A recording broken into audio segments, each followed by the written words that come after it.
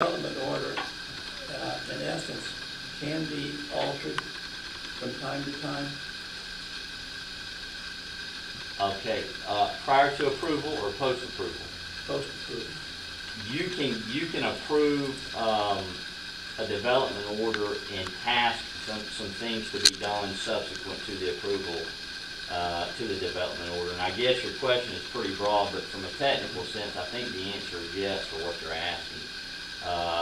But that being said, once that development order is approved, you need to be able to live with what the development order says or doesn't say. And so if it's inconsistent, at the point in time it's approved, you really have not done your job as a planning commission by not pointing out those inconsistencies and dealing with it in the proper way. So from a consistency standpoint, it needs to be lock in step, or have a plan to be lock in step with a comprehensive plan and the LDRs that go along with it. To try to go over the development order as it was submitted, and to guide you through how it is structured, so that you may have an opportunity to hear a little bit about it and kind of get an understanding of how it's put together and how it's structured to not only protect the county, but gives them guidance on how the project would be developed. And I think Linda Shelley was going to be talking, or? Let me just make a couple of quick comments for the record. Scott Henderson, appreciate the opportunity to meet with you all tonight. A couple of points of clarification. In your previous meeting, there were some requirements that you all set forth that had to be met before this project could proceed to a public hearing. We're looking forward to February 7th being the public hearing from the Planning Commission to allow you all to take an action on this project. But the one thing that I do want to try to clarify is, are we all on the same page that the requirements that the Planning Commission set forth in their December 6th meeting, have all of those been completed or satisfied such that we can have a public hearing on the 7th of February? Under the 30 days. Right, the 30-day rule. Yeah, I personally, I think the intent was that it'd be at the next planning commission. 30 days is like a month, but because the meeting was shifted because of the January 1st holiday, we had to move the meeting back. But so the next meeting would be, I would think, would be sufficient, but would be up to the planning commission. So we would look for you all to be able to make a declaration that yes, we have presented the information that you needed. In addition, we've provided you all a copy with the December 8th development order, and we've provided that to a number of the key residents that have shown interest in this project, and we sent that to them just before Christmas and started to review with them. And we have requested an opportunity to meet with a number of them on the 24th of January in order to go through and see if there's places that we can make any adjustments. Let's identify what changes may need to be made, and if there's points that we agree to disagree with, then we can bring those forward to you, but I think it'll help focus the conversation that needs to be done. So hopefully that y'all would view that as the basis to move forward to the next hearing.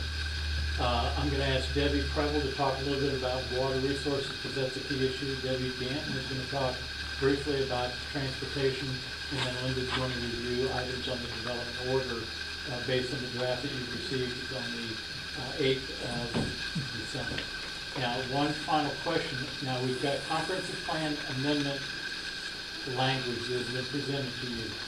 We've all assumed that that is all right with any of you all, but wanted to ask the question. If anyone has any questions about the proposed amendments to the comprehensive plan, we'd be more than happy to address those today. I think that they're straightforward. I think the one thing that's important about the comprehensive plan amendment is that the future land use does have to be modified to accommodate this project. But it's not a blanket approval. That sets forth a very specific set of criteria. So part of the fear has been that, gee, the developer gets his land use approved, he can go do something else. It is very specific to this project and its criteria, so any modification to that is going to have to come back to you. modification of the development order would have, after it's adopted, would have to come back to you in a certain criteria. All that is laid out.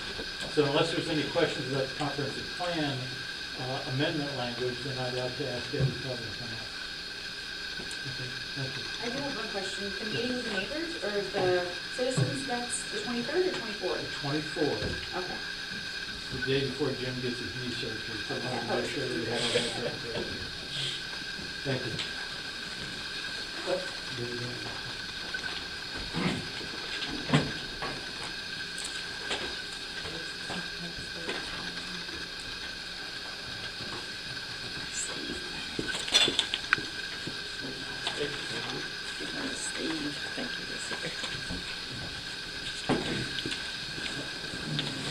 Good evening, Commissioner. I'm Debbie Danton, not Debbie Preble, should be speaking with you next. Sorry about that. I'm the traffic engineer, and I was in charge of all the transportation analyses on this project. The regional analyses that were submitted to the state, Westboro Regional Planning Council, Appalachia Regional Planning Council, Washington County, Jackson County, Bay County, and we received approval, as you heard Mike has stated, and we have approximately $1.3 million of mitigation for regional impacts, and that is included in your development order language, with some suggested improvements for where those impacts were. I mean, one of them was on Bay County, in the Bay County area on 231 between Star Avenue and just north of that to County Road 2301. So we recommended some improvements in the development order that would help increase capacity on those segments, but really that 1.3, shy of $1.3 million is for the county's use. However, it does need to show a benefit to regional significant roadways.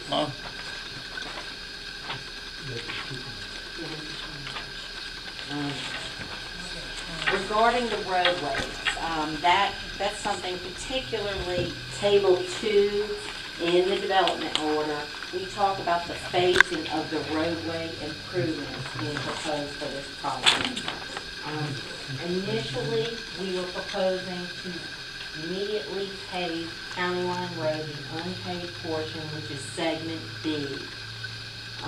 We are still proposing to move forward with the paving of the unpaved portion of County Line Road, along with the segments of road through the development on Buckhorn, all the way up to Orange Hill Boulevard, and approximately 1.8 miles north of that intersection with Hartford Road to the unpaved portion. So that is day one prior to any development being constructed, one home being constructed. We are proposing over 6 miles of roadway that's proposed to be paved, roughly between $5 and $6 million that this developer has committed to pave these roadways, something that was not needed as a result of the development and the traffic analysis. It was as of the request from Washington County to pave from the north to the west to access this site. And so we agreed to do that.